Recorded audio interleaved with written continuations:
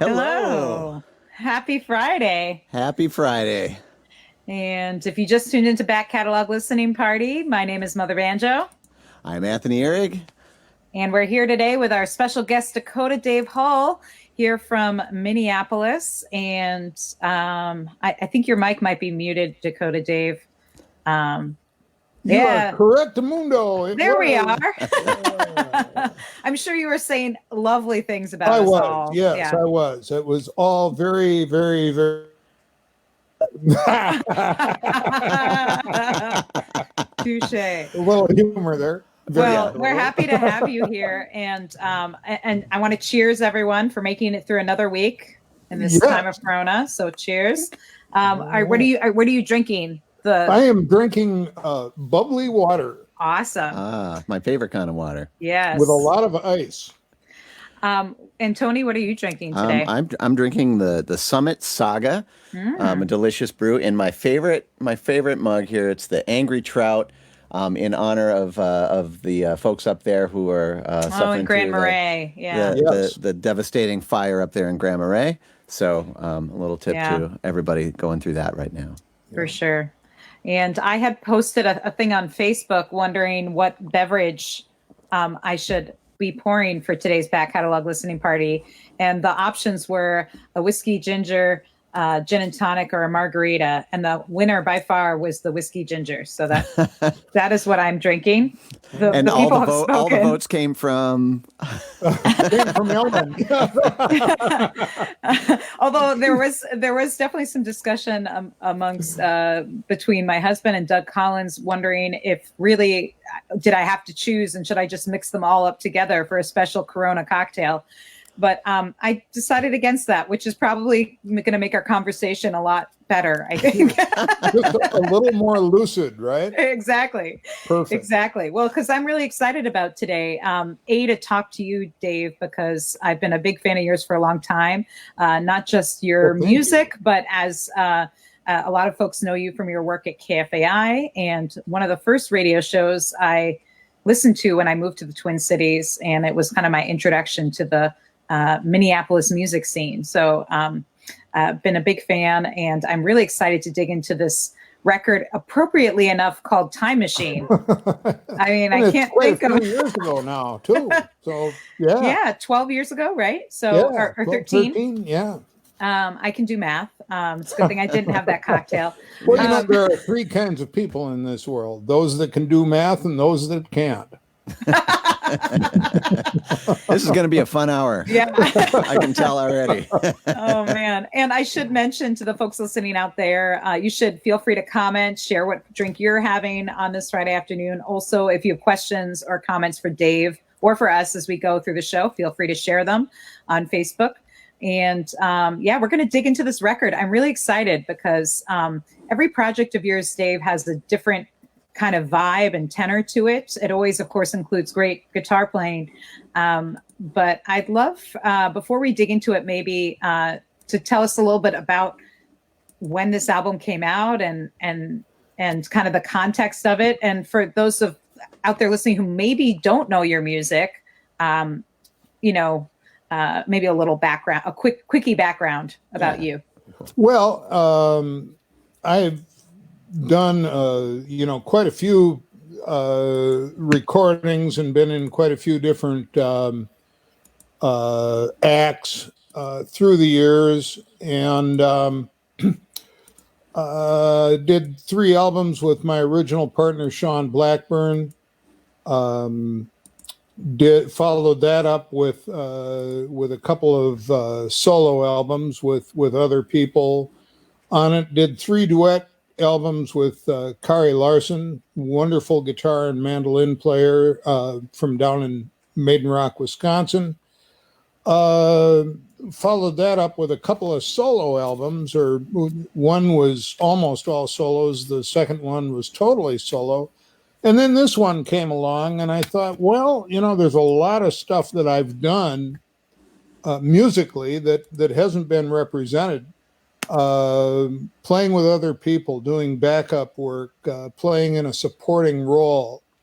And I had been playing on Saturdays just for fun with a couple of local old-timey musicians, Annie Spring and Adam Hurt.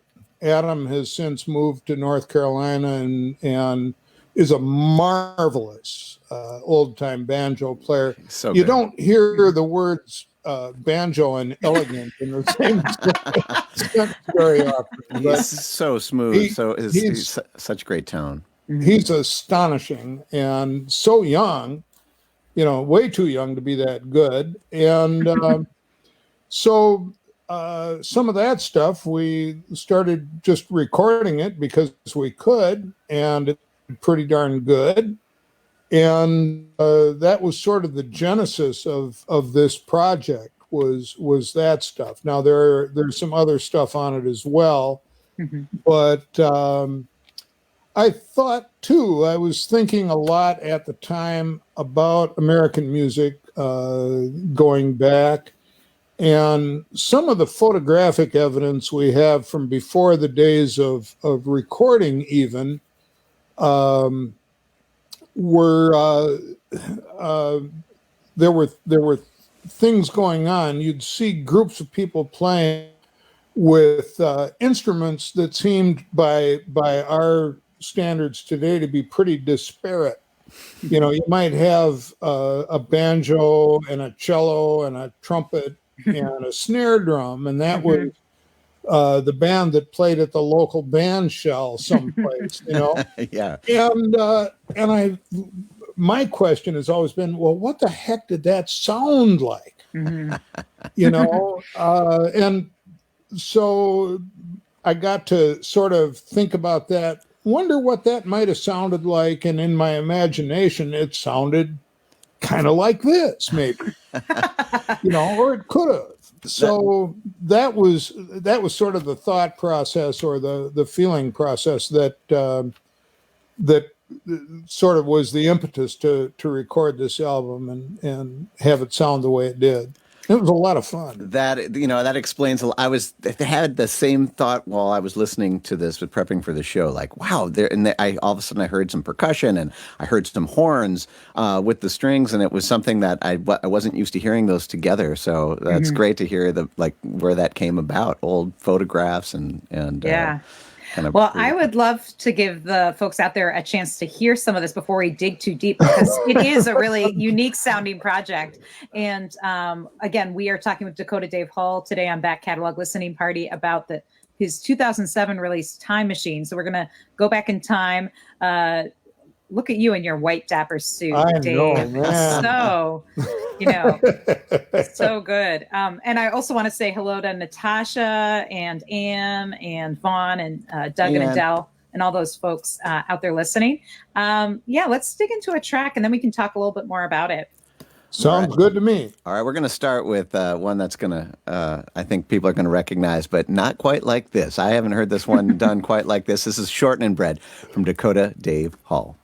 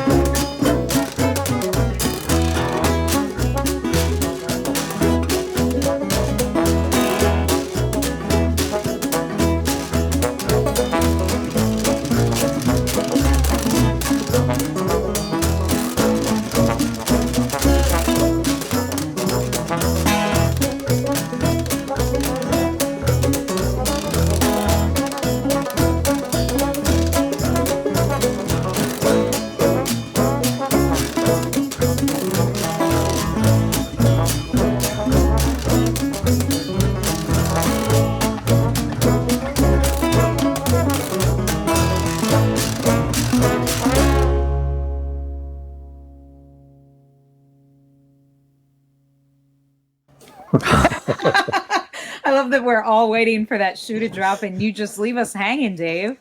You know, what can Wow. I say? Oh yeah. Wow, Oh, that was a good way to kick off the weekend right there, Oh, folks. Well, I was thank you. thinking this is like perfect happy hour music. And that's what Vaughn says. And hi, David, out there listening. And also feels perfect because in this time of quarantine, everyone is doing a lot of baking out there. So shortening bread, you know, That's feels right. just about right That's now. a party right there. Yeah, Well, I was thinking at listening to I think it was the combination of, I guess, what the trombone and the washboard and that band and that kind of rhythm banjo. It really had a New Orleans kind of vibe to it. it does. Jim Field, who plays the percussion on this thing, he played washboard and a great big parade drum and a cowbell, I think, was the third thing that he played on that. More cowbell. That's right. And that just that stuff is all related, and it's interesting.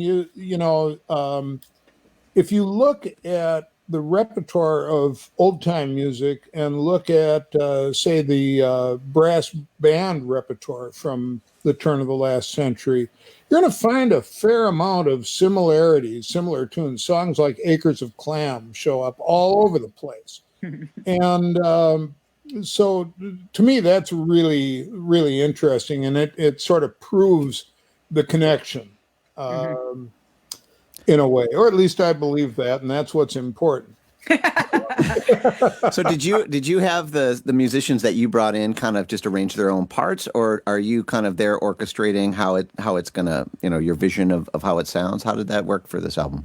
Well, most of the time, the people I get to play, I get them because of what they do and because of their thought processes and take on music. That being said, if somebody's playing something that I don't like, we may try to do it again or something like that. But I love that interplay and getting as much input as possible. And generally, when we sit down and rehearse stuff, things come together pretty nicely, pretty quickly. And did you guys record this live together, or did you layer on the tracks? There was some layering done, and mostly out of necessity. We couldn't all get together at the same time, and we couldn't clone Jim. That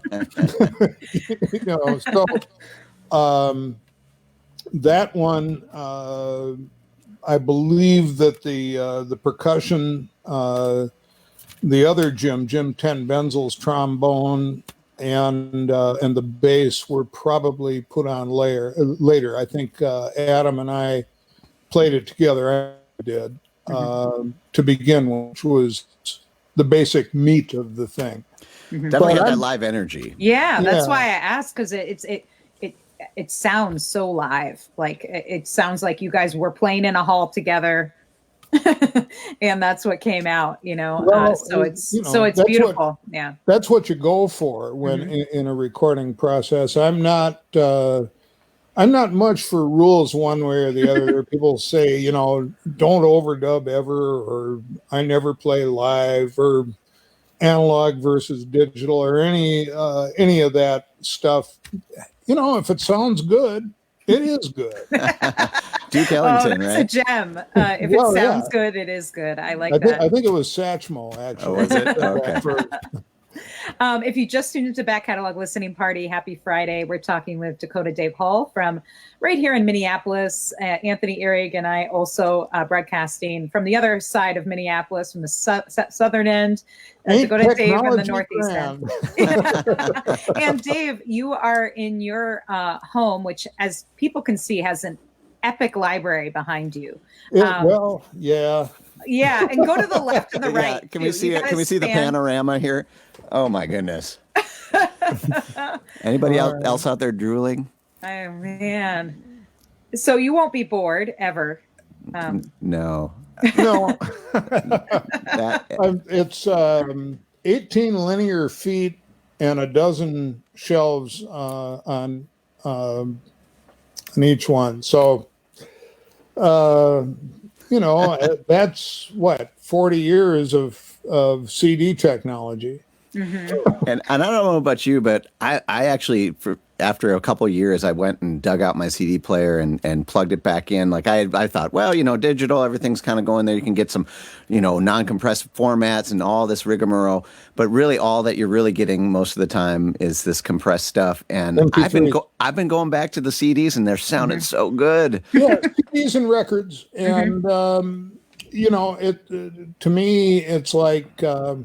Yes, I have a hard drive full of music, and when I'm traveling, as I often do, I take it with me, and that's fine. Of course, a lot of my listening is stuff from the 1920s and 30s anyway, so it's already at a certain resolution. Right. Well, some of it sounds pretty darn good, but at any rate, when I'm here, I too prefer to listen, on a good system and hear what's available, and I'm very fortunate.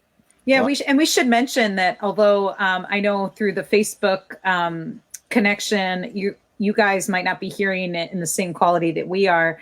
That we should mention that this album and all of Dakota Dave's albums, if you want them on CD, are available from his website, dakotadavehull.com, and highly recommended because, again, the audio quality is so exceptional on these recordings. And Dave, you are, in addition to being a great musician and record collector, you also are a producer and run your own studio. So was this record made at your own studio, or did you go elsewhere to make it? Yes. My studio is a good small project studio that's just great for recording. I've put most of the resources I've been able to put into it into microphones, preamps, all that stuff. As a rule, I like to mix and master elsewhere. I do most of that at Creation Audio here in town. They have all the outboard gear that's necessary for doing some of that stuff and plugins and so forth. So it's the best of both worlds in a way. I can do the recording here and go over there, and they work their magic on it, and we wind up with something that actually sounds pretty good. This record was mixed and mastered. I think it sounds fantastic, and I'm going to second Ellen's suggestion there to go to his website and buy the full resolution version, because I know Facebook kind of, I think it maybe takes the stream and puts it into mono, and listening to that last tune, hearing a ding over here and a washboard over there, and, and like that, that really added to that feeling of live and added to that feeling of energy. So highly recommend for sure. it. Well, should we listen to another track? Yeah, that's what I was going to say. I'm itching to hear more. Yeah, me too. Yeah, well, let's do it. All right. Sail Away Ladies. Yeah, Sail Away Ladies. One of my favorites. Again, this one, I think this is a trio with Annie Spring and Adam Hurt. All right, let's get that queued up and take a spin.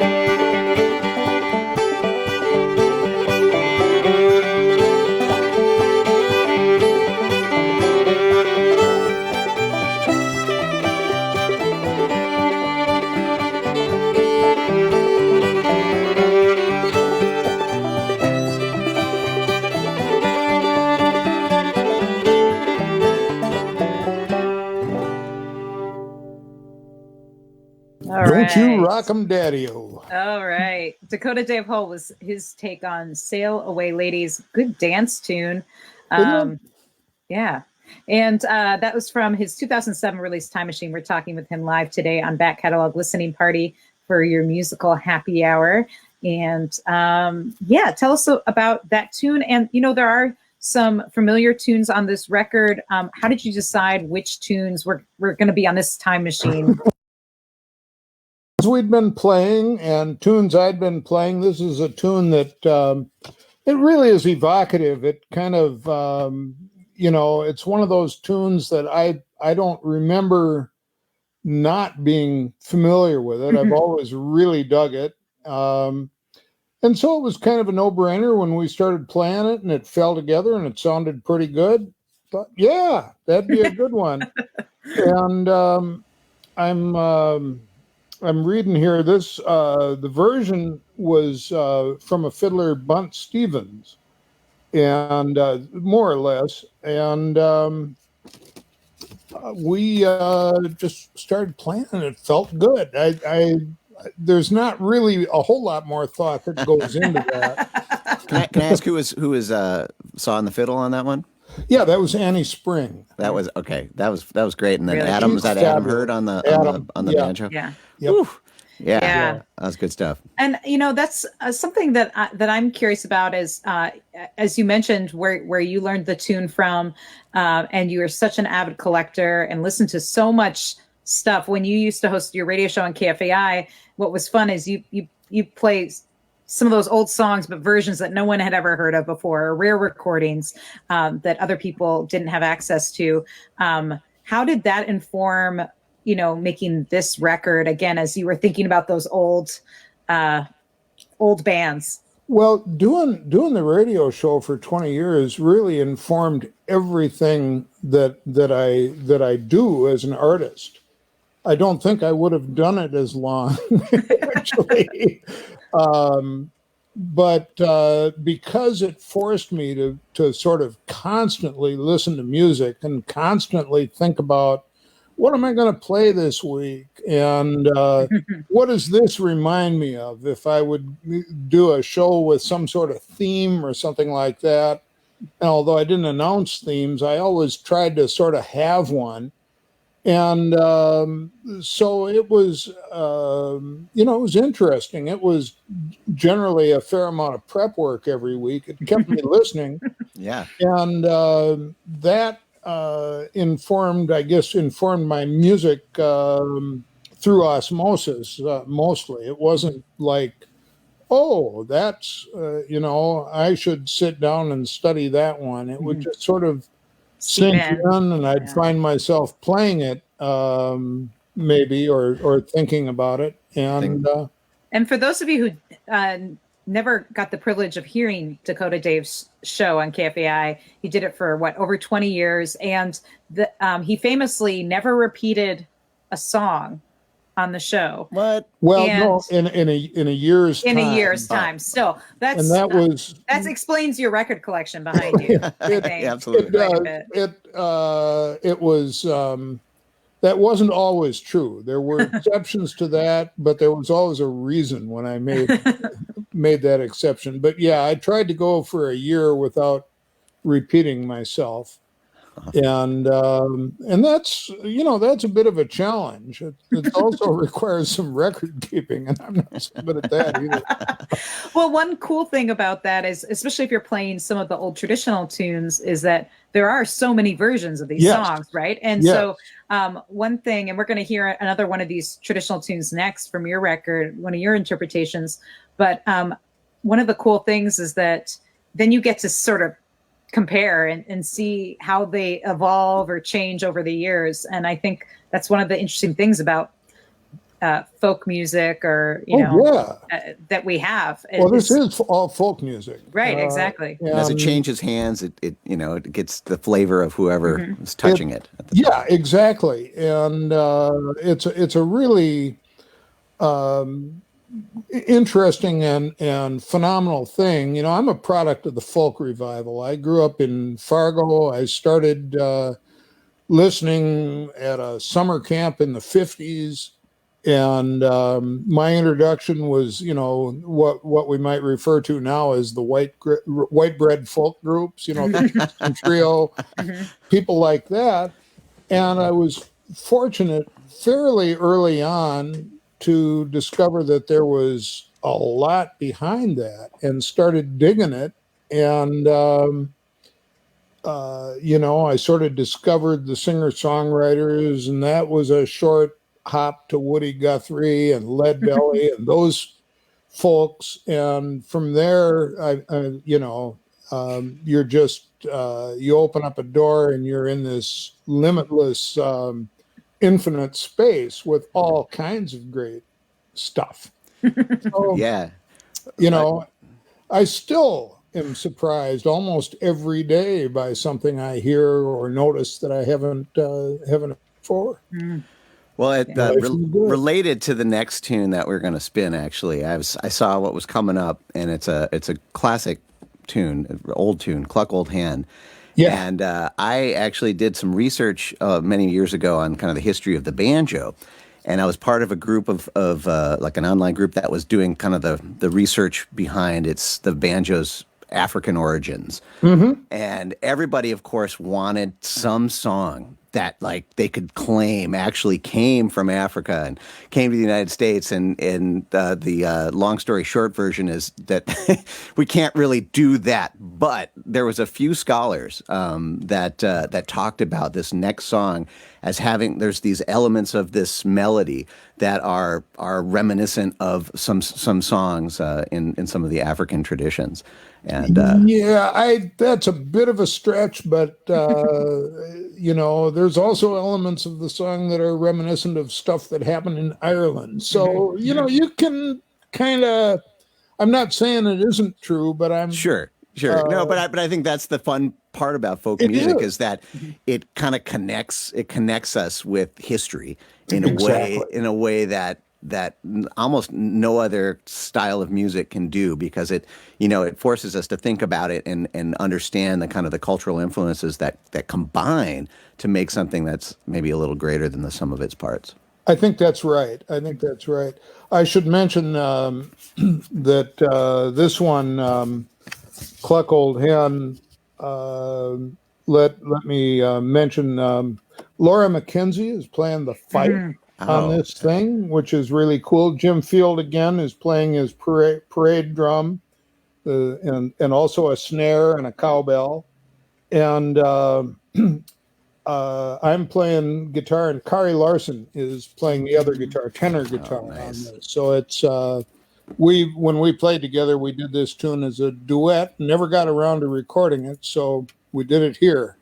All awesome. right. Well, let's take a listen. This is Cluck Old Hand, Dakota Dave Hull.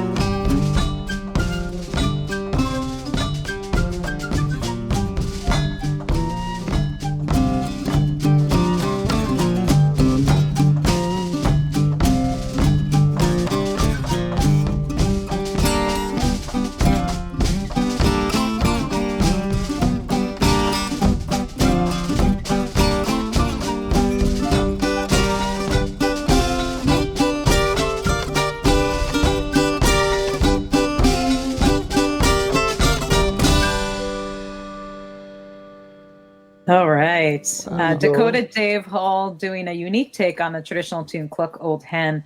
And Vaughn says, yeah, big groove. And Alan also, happy Friday. Great stuff. Alan tuning in from Texas.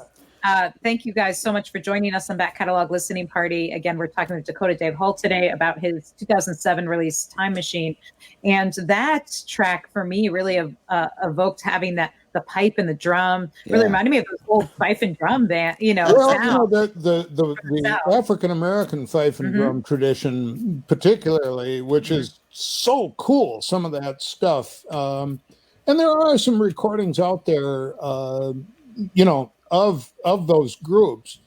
And to me, it is such a cool tradition, and so many people have never heard any such sound. There's a different kind of syncopation rhythmically, and that tune, dare I say, was funky. Yes, that was very funky. That was good stuff. And it's funny, that's one of the words that I used to describe this album the other day when I was trying to describe it to someone was, even though these are all these old traditional tunes, which not usually funky isn't always the word that's used to describe them. There might be plenty of other wonderful adjectives, but it's not usually funky. Not and funky. I have to say that this funky. release and that track in particular really, again, is funky. And one of the things that I think is cool, we were talking about the fife and drum tradition, the African-American tradition. Obviously, the tune itself, as we were talking about, has lots of different roots. But also, Laura McKenzie, who's playing fife on it, is, of course, known as an Irish player and Scottish player, plays various kinds of pipes and flutes. Well, And it was anyway, so it's kind of cool to hear her play in that context. Because she's the real deal. I mean, she is a fabulous musician by any set of standards you'd care to imagine, and her knowledge and understanding of music goes way beyond what she usually does as a professional. It was a no-brainer, fortunately for me, to choose her. I also really love at the beginning of that track, that guitar riff that leads off the song. Yeah. That is the coolest riff, and it really does sound like a chicken clucking. I mean, it really... My old hen's a good old hen. She lays eggs for the railroad men. Sometimes one, sometimes two, sometimes enough for the whole damn crew. That's another interesting thing, because, on these tunes, for folks who are well-versed in the old-timey and folk traditions, they probably heard the tunes, but not everyone has heard all the lyrics to these songs. There's some weird lyrics to these songs. There's Very weird. I mean, strange and wonderful. I think, where did that come from? And it's such a cool couplet. Yeah. It really is. Who knows? It's someplace in history. Right. Well, if you just tuned in, I was just going to remind people that, again, you can get this record from Dakota Dave Hull's website, along with all his other great recordings. And we also, if you like what you hear, you can tip him as well through PayPal or Venmo. And we'll share that link on the bottom of the screen. Every little bit is appreciated these days, and these days of quarantine, I know you were getting ready to do some touring and some recording. And I will say that even though obviously that has been shelved for the time being, you are pretty well set up in your home space with all the records, a recording studio. And for those of you who don't know, he also is a master coffee maker.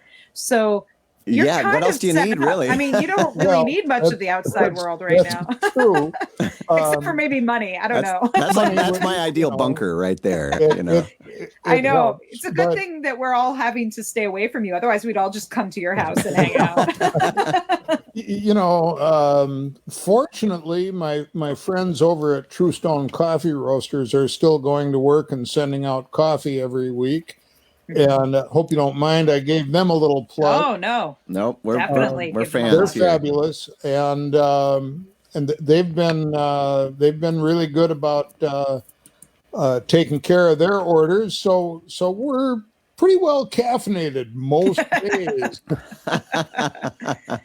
And seriously, if you ever have an opportunity to have Dave make you a cup of coffee, you should say yes. That's all I'm saying. Yeah. He knows what he's doing. Are you going to do any coffee tutorials at all during this time of quarantine? You know, I should. I did one a few years ago, and I should probably do another one of these days. Um, you know, Well, in the meanwhile, though, of course, you can catch Dakota Dave Hull playing on his.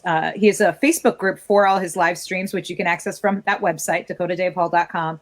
And it's a way of you perform, I guess, Tuesday, Thursday, and Saturday at 10 a.m. A few 10 songs a.m. every day. Like 3 songs every day, and it's still. This is the first week. Saturday will be the first time we'll get into talking about guitars a little bit.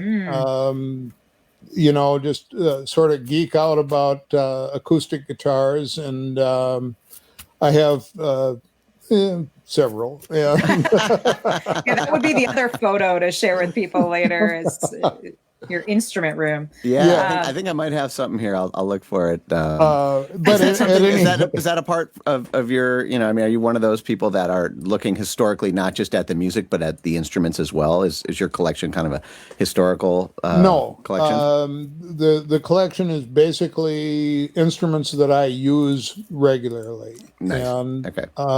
That's, you know, that's a good way of doing it. I don't have the space or the money to do it that way, so that's why you need to tip him really well today. That's right. That's right. It's absolutely appreciated. It really is. Like every other musician on the planet, you know, every single gig in the foreseeable future has gone away.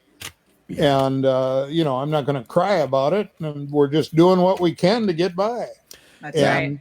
Hopefully some of these videos and streams are going to, you know, brighten somebody's day. That's huge. Yeah, if it's making you smile right now, you can check out the PayPal and Venmo links right there. Just a little something in the tip jar is going to go a long way. Any little bit helps. And you know, that's when Tony first approached me about doing this back catalog listening party. When you talked about putting a smile on someone's face, that was kind of why we started doing this, was because we missed each other. We missed our music loving friends. We missed seeing them at shows. So not just performing at shows, but like seeing our friends at the shows. And that's what we missed. And so that's why we're so happy that you guys are all out there listening and it's great to see your comments. Yeah. And if you have any questions for Dave or for us about anything we're listening to or about his record collection or anything else, feel free to hit us up. And as we continue with the music here.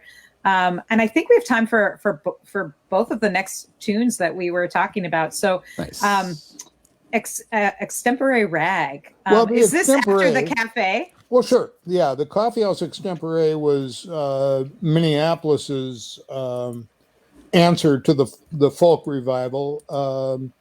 Many of us, I met many lifelong friends there, learned how to perform there, really, things like being on stage, mic technique, how to pace a set, all that stuff.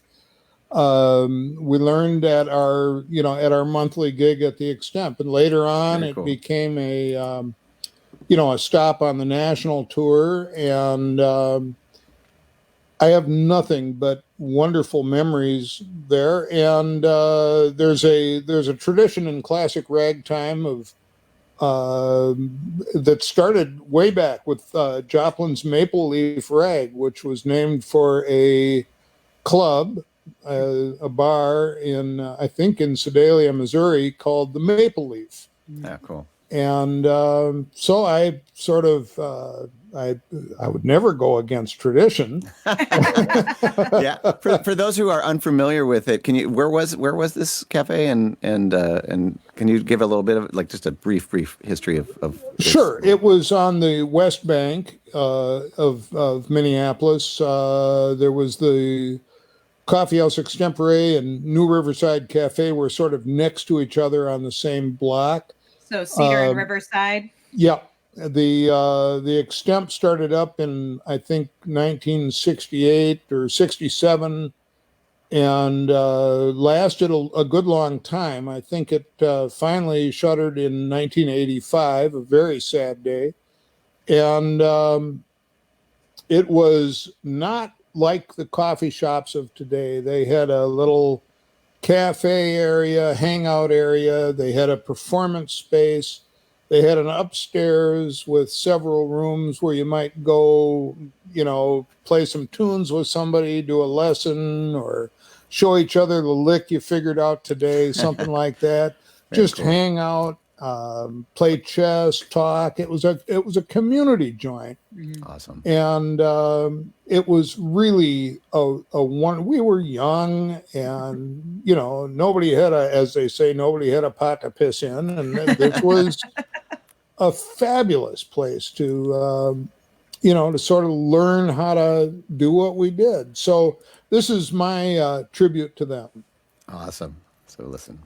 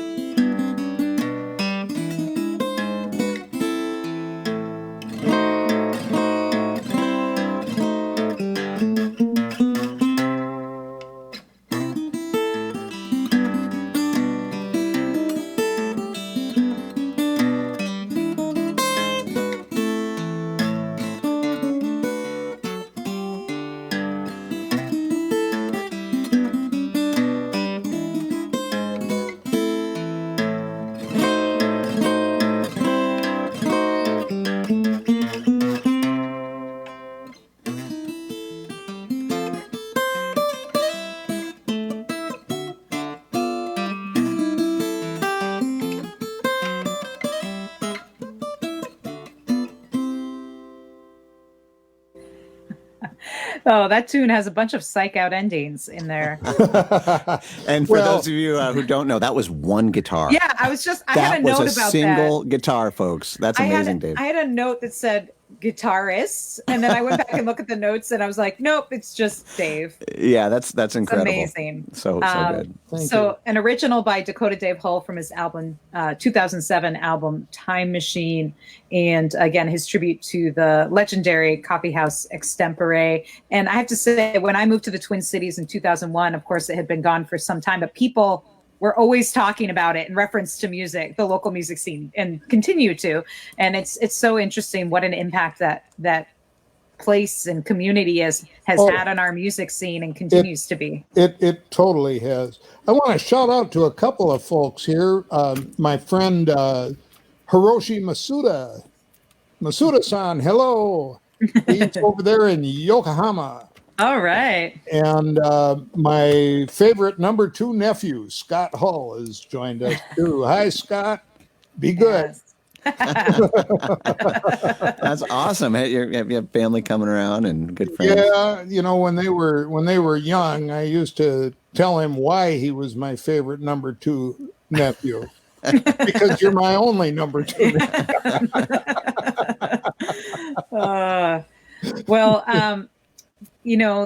One of the things I was interested in is, you have so many recordings and of all sort of different flavors. But what made you decide that this was the album you wanted to talk about today? Because, I'm always curious to hear why people want to go back and revisit a record other than that we asked them to. But, you picked the album, not us. So, I sort of looked through and there were any number of choices that would have been interesting to fill up an hour with. There's no question about that. And, again, it was just a feeling. It was like, well, this would be interesting. There's stuff that's different from everything else I've done on it. I'm doing less lead playing on a lot of it, and a little bit of fancy stuff like that last one, but most of it is in more of a supportive role. And I was kind of thought that'd be a fun thing to talk about. Yeah. So, it's been so fun to revisit these songs from your album, Dave. And again, if folks want to buy a copy of it, we highly recommend it. DakotaDaveHull.com and is how you can do that. And also at that website, you can find a link to see his live performances on Facebook, his streaming performances. And you have a special event happening a week from today. I do. Yeah. And tell us a little bit about that. That is the land of 10,000 streams. Yeah. And they're putting on a little online festival. And so I'll be doing a set a week from today. I believe that is at 6 o'clock, if I'm not mistaken. And should last 20 minutes, maybe a half an hour. And we'll see how it goes. How many instruments are you going to have? I don't know. You'll have to tune in to find out. Yeah, I'm excited. I'm excited. Generally in a set like that, 3 or 4. And if folks want to find out more about that, it's landof10kstreams.com. And actually, Tony and I will also each be playing sets later in the weekend for that as well. So it will be a fun who's who of Minnesota musicians playing as part of that, all different genres. Yeah, and there's some great acts. I'm blown away and honored by the way our community has come together to help each other out, and even if nothing else, just keeping ourselves from going absolutely keeping us busy, and out of trouble, hopefully. Well, but what I've heard is not only we're doing that as artists, right? We got to stay out here, and I'm going to start a show and do all the stuff. But what I've heard from other people is that it's this music and this art that's keeping them going, feeding the soul. And I personally have found that to be true. I mean, when I need a boost, this is where I'm going. I'm looking for my friends playing shows, and it's what's getting me through this. So. Yeah, for sure. And it's also great that so many folks, like right now here on Back Catalog Listening Party, are tuned in from all over the world. And so what's great about some of these, like this Land of 10,000 Streams Festival, is that it's all Minnesota musicians, but it's playing for a global audience. And so that's kind of something that's really exciting.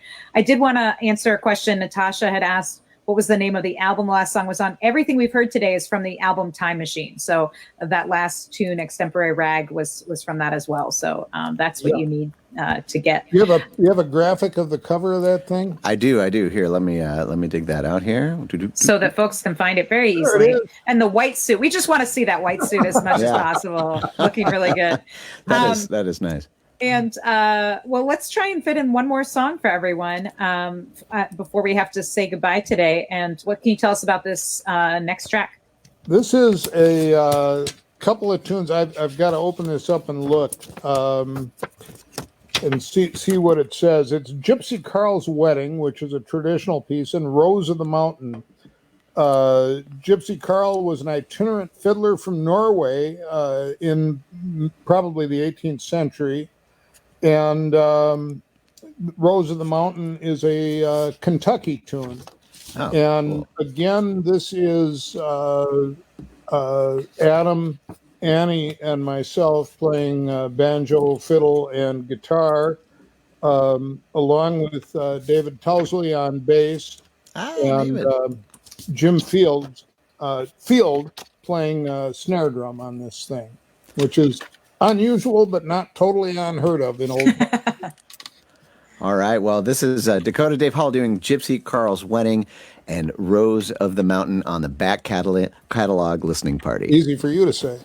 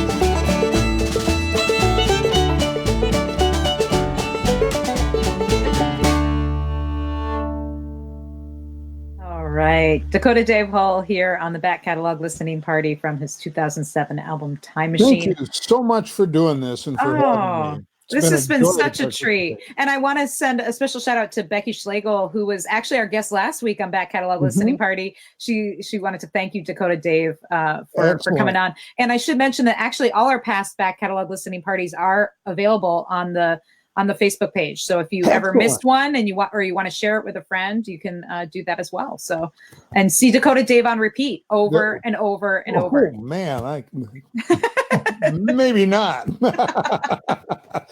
Oh man, it's a joy to see everybody here. Thank you so much for popping in.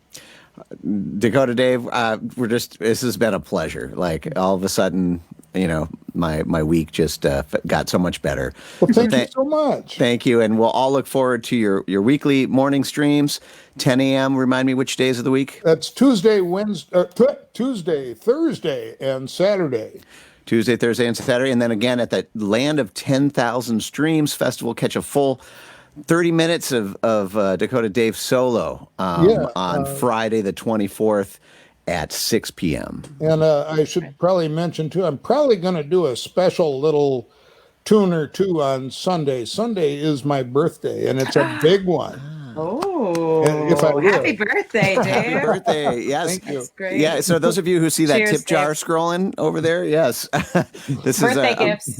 Birthday tips are special tips. Yeah, exactly. And we should also mention that next, so for those of you, if this is your first time tuning in, we do this every Friday at 4 p.m. Central Time on the Back Catalog Listening Party Facebook page. And next week, we're going to be talking with Doug Otto. And if you've never heard his stuff, he's a real talent from the Twin Cities. One of my favorite singers, great songwriter, great guitar player. So if you like that guitar playing, definitely tune in next Friday. Right. Yeah. Friday for another. Oh, man. All right. Well, this has been Thank so you much so fun. much. Thanks again, everybody out there, for tuning in to the Back Catalog Listening Party. And once again, thank you to Dakota Dave Hull. Thanks, man. Thank you. Yeah, see you soon. Appreciate it. Have a great weekend, everybody. Stay sane.